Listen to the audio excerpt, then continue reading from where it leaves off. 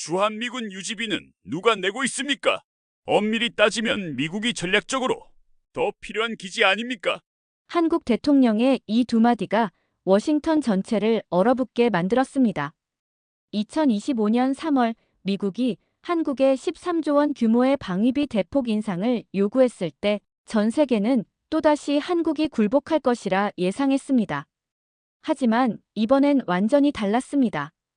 이야기를 시작하기 앞서 구독과 좋아요 눌러주신다면 감동열 차TV의 나레이터인 저 서진이에게 정말 따뜻한 격려가 됩니다. 또한 여러분의 관심이 더 많은 감동 이야기를 전해드릴 수 있는 저의 원동력이 됩니다. 현재 어디서 시청하고 계신지 아래 댓글로 남겨주세요. 안녕하세요. 저는 사라 톰슨입니다. BBC 국제부에서 20년간 글로벌 외교 현장을 취재해온 선임 기자입니다.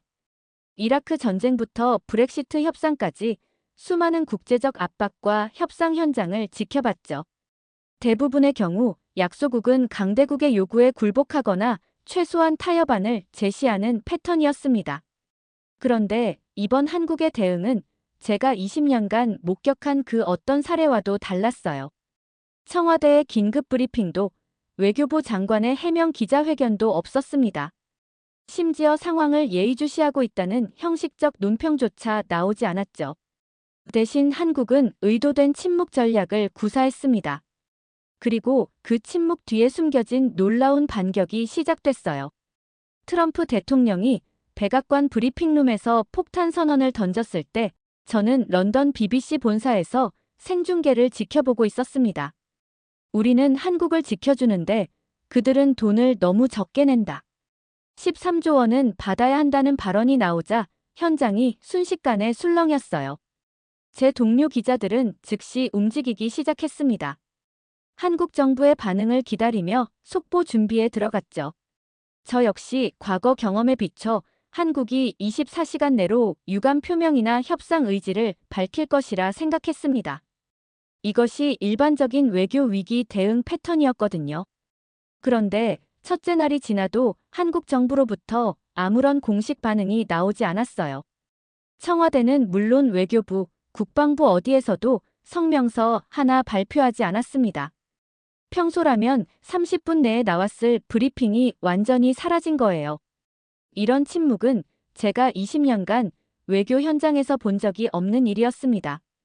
둘째 날, 트럼프는 더욱 구체적으로 압박했습니다. 한미 방위비 분담 협정 재협상까지 언급하며 압박 수위를 높였죠. 전 세계 언론이 들끓기 시작했어요. BBC에서도 긴급 특집을 준비했습니다. 하지만 여전히 한국은 조용했어요. 이는 단순한 무대응이 아니라 철저히 계산된 의도된 침묵 전략이었다는 걸 나중에 알게 됐습니다. 셋째 날이 되자 워싱턴 내부도 당황하기 시작했습니다. 제가 아는 백악관 관계자는 이렇게 말했어요. 한국에서 연락이 왔나요? 아니요, 아무것도 없습니다. 정말 아무 반응이 없다고요? 네, 완전히 조용합니다. 이상한 일이었습니다. 과거 한국이라면 벌써 정상 통화를 요청하거나 특사를 파견했을 텐데 말이에요. 한국의 이런 침묵은 미국을 더욱 당황스럽게 만들었습니다. 트럼프는 같은 요구를 반복했지만 한국은 여전히 입을 열지 않았어요. 마치 상대방의 게임에 참여하지 않겠다는 메시지 같았습니다. 이는 일방적 요구에 호응하는 수동적 관계에서 벗어나려는 의지의 표현이었죠. 대신 한국 언론들이 냉정하게 팩트체크를 시작했습니다. 트럼프가 말한 13조 원의 근거는 무엇인가? 실제 SMA 협상 금액은 얼마인가? 주한미군 규모도 정확한 수치는 얼마인가 하는 식으로 말이에요. 감정적 반발 대신 데이터 분석이 시작된 거였습니다. 이런 접근 방식은 과거와는 완전히 다른 모습이었어요. 한국의 이런 침묵은 워싱턴 전체를 긴장시켰어요. 저는 그 순간 한미 관계에 완전히 새로운 장이 열리고 있다는 걸 느꼈습니다. 한국이 요구받는 존재에서 설계하고 선택하는 나라로 변모하고 있다는 신호였어요. 넷째 날, 저는 직접 서울로 향했습니다. 한국 정부의 침묵 뒤에 무엇이 있는지 직접 확인하고 싶었거든요. 인천공항에 도착하자마자 느낀 건 분위기가 예상과 완전히 다르다는 것이었어요. 과거 한미 갈등 상황에서는 공항부터 긴장감이 돌았는데 이번엔 오히려 차분했습니다. 택시 기사님과 대화를 나누며 더욱 놀랐어요. 트럼프가 말하는 숫자들이 다 틀렸던데요. 13조 원이라니 현재 분담금이 1조 4천억 원인데 10배나 뻥튀기 했더라고요. 시민들이 정확한 수치를 꿰고 있다는 게 놀라웠습니다. 시내로 들어가면서 더욱 흥미로운 광경을 목격했어요. 지하철에서 시민들이 스마트폰으로 관련 기사를 읽으며 토론하고 있었는데 모두 구체적인 데이터를 바탕으로 이야기하고 있었어요. 미군 병력 수도 잘못됐다던데 4만 5천 명이 아니라 2만 8,500명이라던데 라는 대화가 자연스럽게 오가고 있었습니다. 호텔에 짐을 풀고 즉시 거리로 나가 시민들과 인터뷰를 시작했어요. 50대 주부분께서 이렇게 말씀하셨습니다. 미군 병력이 4만 5천 명이라고 하는데 실제로는 2만 8,500명이잖아요. 거의 2만 명을 부풀린 거죠. 이런 거짓말로 어떻게 협상을 하나요? 시민들의 반응이 과거와는 완전히 달랐어요. 감정적 대응이 아니라 팩트 기반의 냉정한 판단이었습니다. 70대 어르신도 마찬가지였어요. 평택기지 건설할 때 우리가 16조 원 중 93%를 냈다던데 그럼 누가 더 많이 부담한 거예요? 기지 사용료도 안 내면서 뭔 소리예요? 이런 구체적 수치를 정확히 알고 계신 게 놀라웠습니다. 온라인 커뮤니티는 더욱 활발했습니다. 주한미군 관련 모든 데이터가 실시간으로 공유되고 있었어요. 기지 건설비, 운영비, 한국인 직원 급여, 전기료, 수도료까지 구체적 수치들이 정확하게 분석되고 있었습니다. 누군가 잘못된 정보를 올리면 즉시 팩트체크가 이뤄졌죠. 이는 한국 시민사회가 얼마나 성숙했는지를 보여주는 증거였어요. 특히 인상적이었던 건 기성세대의 변화였어요.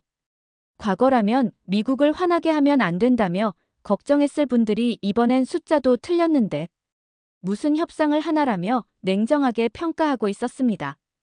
한 60대 남성분은 이렇게 말씀하셨어요. 우리가 호구인 줄 아나? 팩트부터 맞추고 와라. 한 대학 교수는 이렇게 분석했어요. 국민들이 데이터로 무장한 민주시민으로 성장했다는 증거입니다. 이제는 감정이 아닌 팩트로 판단하는 나라가 됐어요. 이런 변화가 정부의 전략적 대응을 뒷받침하고 있는 거죠. 정말 놀라운 변화였습니다. 한국이 성숙한 민주주의 국가로 진화했다는 걸 직접 확인할 수 있었거든요. 이런 시민들의 냉정한 반응이 정부의 의도된 침묵 전략과 맞물려 강력한 시너지를 만들어내고 있었어요. 상호 존중 기반 전략적 동맹 관계를 요구할 수 있는 토대가 마련된 거였습니다. 다섯째 날, 드디어 한국 정부가 움직이기 시작했습니다. 하지만 예상과는 완전히 다른 방식이었어요. 대통령이 외교관 회의에서 근본적인 질문을 던진 거였습니다. 이는 단순한 대응이 아니라 게임의 룰 자체를 바꾸려는 시도였어요. 주한미군 유지비는 누가 내고 있죠? 이 한마디가 모든 걸 바꿨어요. 단순히 돈을 더 내냐 마냐의 문제가 아니라 누가 실제로 더 많은 혜택을 받고 있는지에 대한 근본적 질문이었거든요. 이는 방위비 분담 구조 자체를 의문 제기하는 발언이었습니다. 과거와는 다른 전략적 협상 주체로서의 전환을 선언한 순간이었어요. 엄밀히 따지면 미국이 전략적으로 더 필요한 기지 아닙니까? 두 번째 발언은 더욱 파급력이 컸습니다. 주한미군이 단순히 한국 방어만을 위한 게 아니라는 점을 명확히 짚은 거였어요. 중국 견제, 일본과의 연계 작전, 동남아시아 투사 능력, 인도태평양 전략의 핵심 거점까지 모든 게 주한미군 기지를 통해 이뤄지고 있다는 현실을 직시한 발언이었습니다. 이는 일방적 요구에 호응하는 수동적 관계에서 벗어나겠다는 의지의 표현이었어요. 외교부는 이어서 간결하면서도 단호한 공식 입장을 발표했어요. 우리는 기존 SMA를 충실히 이행 중입니다. 재협상은 현재 논의 대상이 아닙니다. 단 두 문장이었지만 그 함의는 엄청났어요. 한국 언론과 정부는 조용히 내부 팩트를 정리하고 이런 간결하고 단호한 메시지를 전달한 거였습니다. 이는 상호 존중 기반 전략적 동맹 관계를 요구하는 패러다임의 전환이었습니다. 한국이 더 이상 요구받는 존재가 아니라 설계하고 선택하는 나라로 변모했다는 선언이었어요. 감정적 대응 대신 논리적 근거를 바탕으로 한 전략적 협상 주체로서의 전환을 공식화한 순간이었습니다. 국방연구원에서 발표한 자료가 이를 뒷받침했어요. 한국이 실제로 기여하는 방위비는 SMA 금액보다 훨씬 많았거든요. 평택기지 건설비 16조 원 중 93%를 한국이 부담했다는 구체적 수치가 공개됐습니다. 기지 내 한국인 직원 급여, 전기료, 수도료까지 거의 모든 운영비를 한국이 부담하고 있다는 사실도 함께 발표됐어요. 더욱 놀라운 건 미국은 기지 사용료조차 내지 않는다는 사실이었습니다. 실질적으로 따져보면 한국이 연간 5조 원 이상을 부담하고 있다는 분석이 나왔어요. 이런 데이터들이 쏟아지자 미국 내 여론도 점점 변하기 시작했습니다.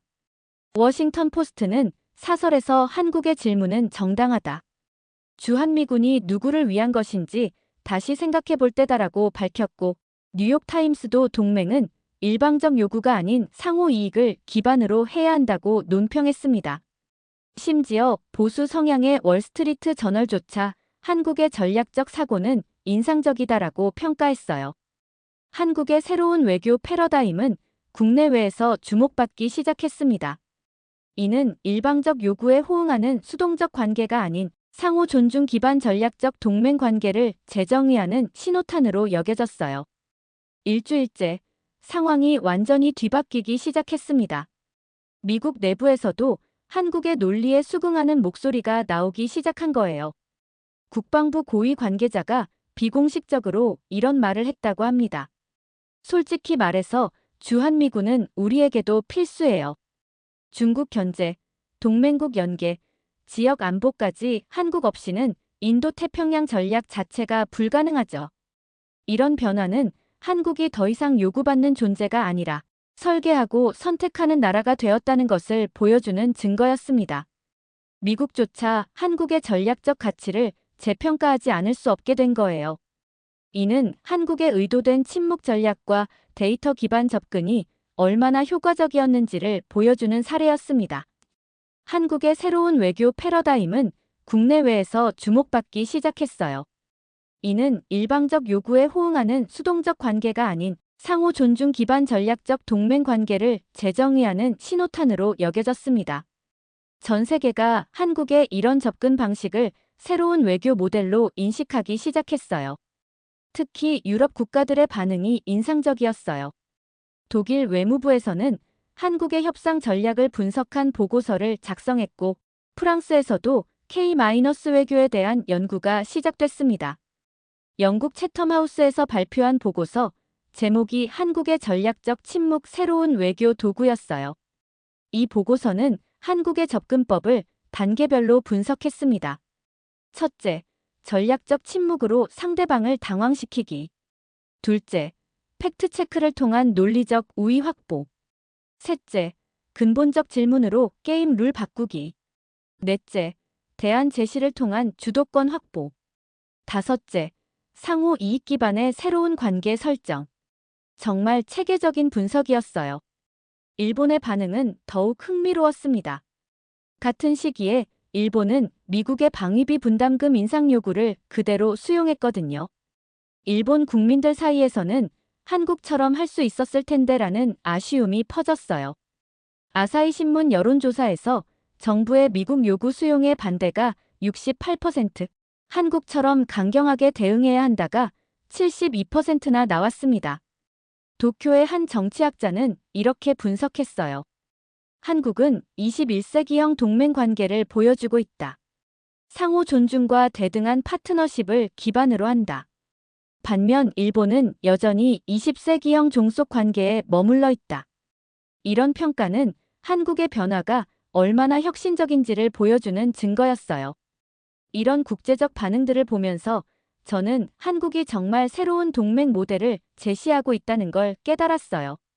21세기형 파트너십의 모범을 보여주고 있었던 거죠. 다른 나라들이 한국을 벤치마킹하기 시작한 것도 당연한 일이었습니다. 한국 외교부 차관이 유엔 본부에서 열린 특별 세미나에서 발표한 내용도 인상적이었어요. 외교란 상호 존중을 기반으로 한 전략적 파트너십이라는 주제로 각국 외교관들에게 강연했는데 참석자들이 진지하게 메모하며 듣는 모습이 인상적이었습니다. 100여 개국의 외교관들이 참석했는데 모두가 한국의 사례에 주목하고 있었어요. 독일 대표가 질문했어요. 강대국의 압박에 어떻게 그렇게 침착하게 대응할 수 있었나요? 한국 차관의 대답이 명쾌했습니다. 준비된 나라만이 침묵할 수 있습니다. 감정이 아닌 전략으로 대응했을 뿐입니다. 프랑스 대표도 물었어요. 성공 비결이 무엇이라고 생각하시나요? 상대방의 게임에 말려들지 않고 우리의 게임으로 바꾼 것입니다. 일방적 요구를 상호 이익으로 전환시킨 거죠. 이제 한국은 요구받는 존재가 아니라 설계하고 선택하는 나라가 되었습니다. 전 세계가 이 새로운 K-외교 모델을 주목하고 배우려 하고 있었어요. 일주일 후, 저는 더욱 놀라운 소식을 접하게 됐습니다. 한국이 방위비 분담 문제에서 보여준 전략적 접근이 무역 협상에서도 빛을 발한 거예요. 8월 첫째 날을 앞두고 한미 무역 협정이 극적으로 타결됐다는 소식이 전해졌거든요. 미국 정치 전문 매체 폴리티코가 보도한 내용은 정말 충격적이었습니다. 한국이 미국에 3,500억 달러, 우리 돈으로 약 487조 원을 투자하는 조건으로 상호관세를 기존 25%에서 15%로 하향 조정하는 협상을 타결한 거였어요. 이는 일본과 유럽연합이 받은 조건과 동일한 수준이었습니다. 특히 놀라운 건 협상 과정에서 한국이 보여준 모습이었어요. 방위비 문제에서와 마찬가지로 감정적 대응 대신 철저한 데이터 분석과 전략적 사고로 접근했거든요. 한국 정부는 조용히 내부 팩트를 정리하고 미국이 실제로 필요로 하는 것이 무엇인지 정확히 파악한 후 협상에 임했습니다. 한국 측 협상단의 한 관계자가 비공개로 들려준 이야기가 인상적이었어요. 우리는 미국이 원하는 게 단순한 관세 수입이 아니라 실질적인 경제 협력이라는 걸 알고 있었습니다. 그래서 투자 패키지를 제안한 거죠. 이는 상호 존중 기반 전략적 동맹 관계의 전형적인 예시였어요. 487조 원이라는 투자 규모도 놀랍지만 더욱 인상적인 건 그 내용이었습니다. 반도체 공장 건설, 배터리 생산 시설 확대, 친환경 에너지 인프라 구축까지 모두 미국이 절실히 필요로 하는 분야였거든요. 특히 반도체 분야에서 한국의 기술력은 세계 최고 수준이었어요. 삼성전자가 텍사스에 건설 중인 반도체 공장만 해도 17조 원 규모였는데 이번 협상에서 추가 투자가 확정된 거였습니다. SK 하이닉스도 비슷한 규모의 투자를 약속했어요. 이는 단순한 돈의 문제가 아니라 기술 이전과 일자리 창출까지 포함하는 포괄적 패키지였습니다. 폴리티코는 이번 합의는 이재명 대통령에게 정치적 승리를 안겨줬다고 평가했어요. 더 나아가 한국이 보여준 협상 전략은 다른 동맹국들에게도 모델이 될 것이라고 분석했습니다. 이는 한국이 더 이상 요구받는 존재가 아니라 설계하고 선택하는 나라가 되었다는 것을 보여주는 명확한 증거였어요. 워싱턴의 분위기도 완전히 바뀌었습니다. 한국을 압박 대상으로 보던 시각에서 전략적 파트너로 인식하는 쪽으로 변화한 거예요. 한 국무부 고위 관계자는 한국과의 협상은 정말 인상적이었다. 그들은 우리가 무엇을 원하는지 정확히 알고 있었고 서로에게 도움이 되는 방향으로 해법을 제시했다고 말했습니다. 이런 변화는 우연이 아니었어요. 한국이 일방적 요구에 호응하는 수동적 관계에서 벗어나 상호 존중 기반 전략적 동맹 관계로 패러다임을 전환한 결과였습니다. 방위비 문제에서 보여준 전략적 사고가 무역 협상에서도 그대로 적용된 거였죠. 한국의 성공 사례는 전 세계로 퍼져나갔습니다. 특히 유럽 국가들이 한국의 협상 전략에 주목하기 시작했어요.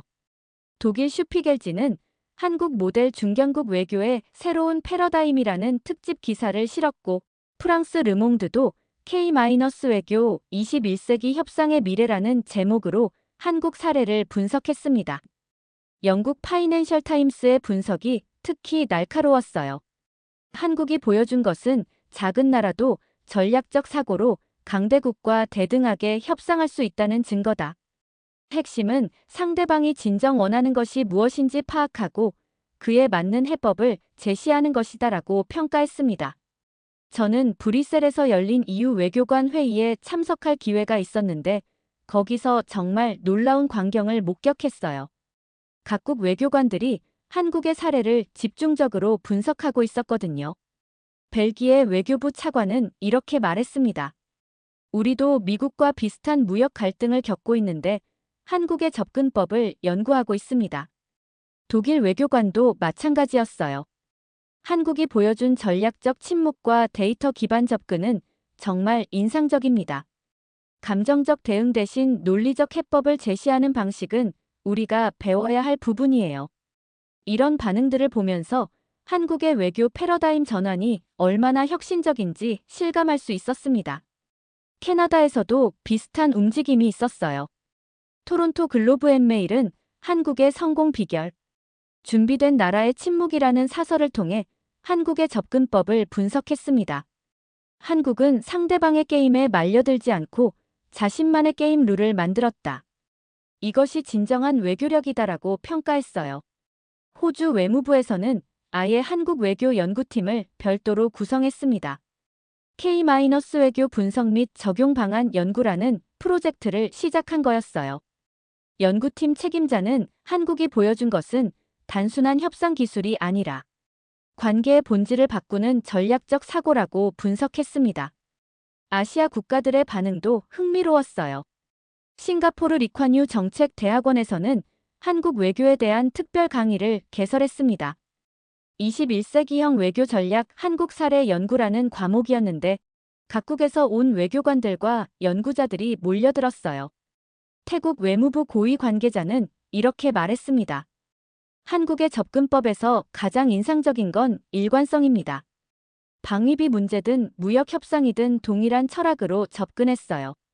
바로 상호 존중과 전략적 파트너십이죠. 이는 한국이 임시방편이 아닌 체계적인 외교 전략을 구축했다는 것을 보여주는 증거였어요. 심지어 아프리카와 남미 국가들까지 한국 사례에 주목했습니다. 남아프리카 공화국 국제관계협력부는 한국 모델 적용 가능성 연구라는 보고서를 발간했고 브라질 외무부도 비슷한 연구를 시작했어요. 한국의 외교 혁신이 전 지구적 관심사가 된 거였습니다. 이런 국제적 관심은 한국이 요구받는 존재에서 설계하고 선택하는 나라로 완전히 변모했다는 것을 보여주는 명확한 지표였어요. 이제 다른 나라들이 한국을 벤치마킹하는 상황이 된 거였죠. 한국의 성공적인 외교 전략은 미국 내부에도 큰 변화를 가져왔습니다. 워싱턴의 정책 결정자들이 한국을 바라보는 시각이 근본적으로 달라진 거예요. 과거 요구하면 들어줄 나라에서 함께 전략을 짜야 할 파트너로 인식이 바뀐 겁니다. 국무부 내부 문서를 보면 이런 변화가 더욱 명확해져요.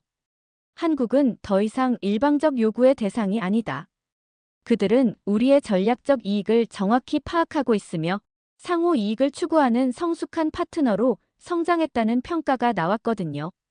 국방부의 변화는 더욱 드라마틱했습니다. 한 고위 관계자는 제게 이렇게 말했어요. 솔직히 처음엔 한국의 침묵이 이해되지 않았습니다. 하지만 지금 생각해보니 그들이 훨씬 전략적으로 생각하고 있었던 거였어요. 우리가 진짜 필요한 게 무엇인지 정확히 알고 있었던 거죠. 백악관 내부도 마찬가지였습니다.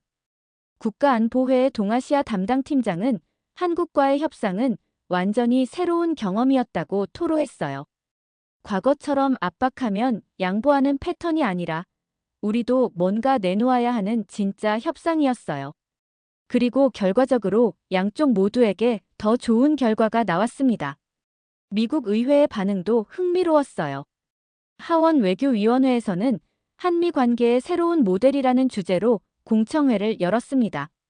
공화당 의원도 민주당 의원도 한국의 접근법을 높이 평가했어요. 한 공화당 중진 의원은 이것이 진정한 동맹의 모습이라고 말했습니다.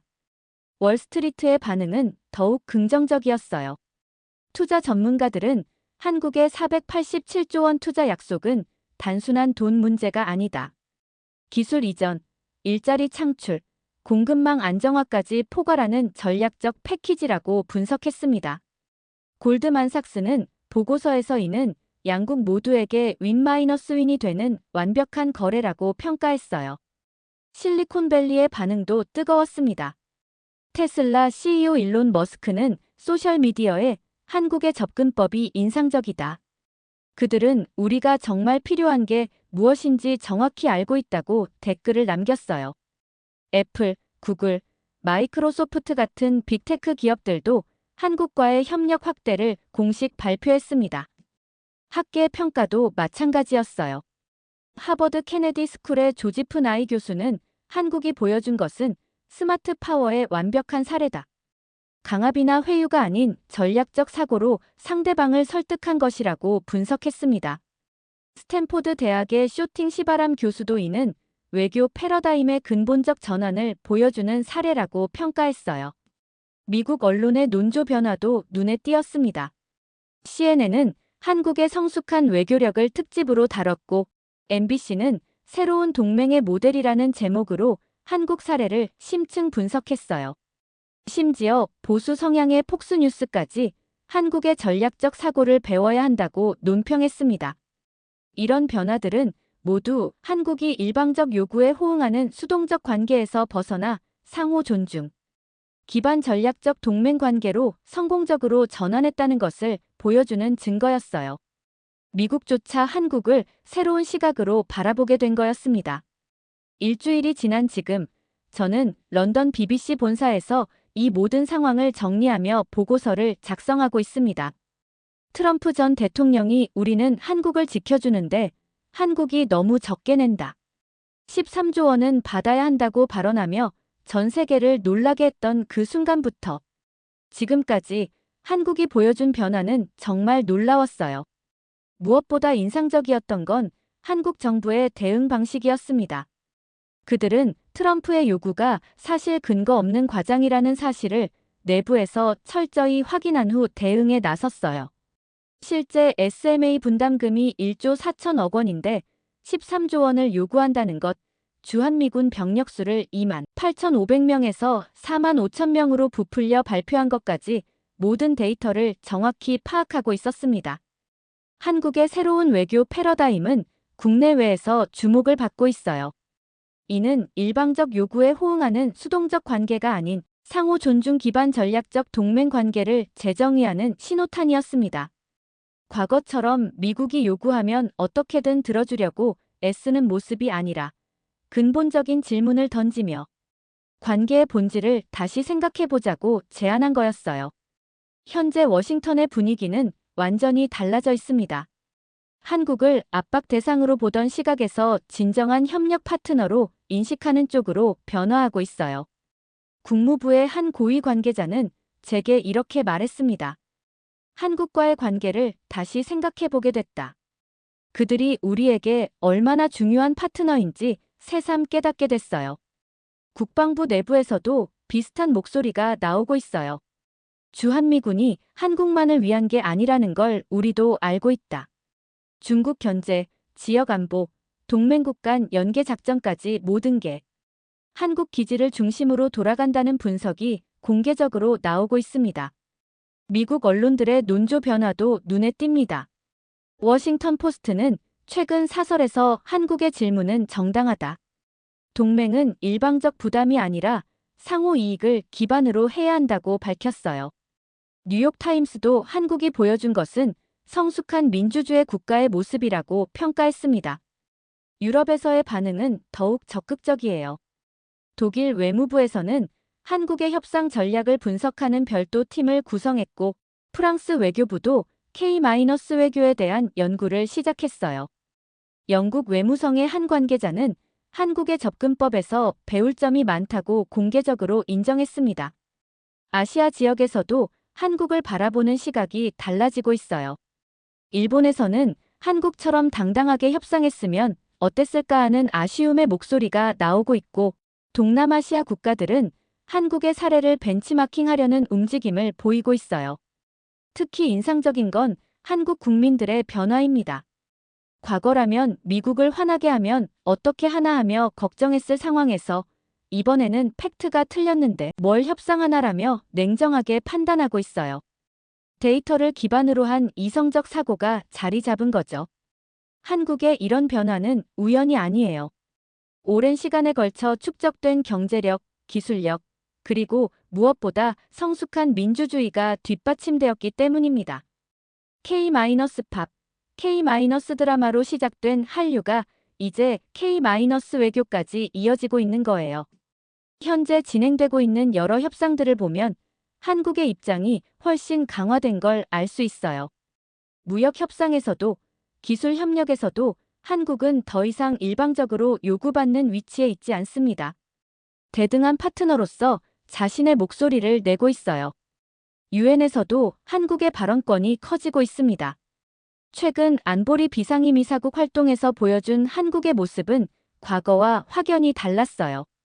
강대국들 사이에서 균형을 잡으면서도 원칙을 지키는 외교를 펼치고 있습니다. 한국은 이제 요구받는 존재가 아니라 설계하고 선택하는 나라가 됐습니다. 이는 단순한 구호가 아니라 현실이 되고 있어요. 각종 국제 협상에서 한국의 목소리가 더욱 중요해지고 있고, 다른 나라들도 한국의 의견에 귀 기울이기 시작했습니다. 물론 이런 변화가 하루아침에 이뤄진 건 아니에요.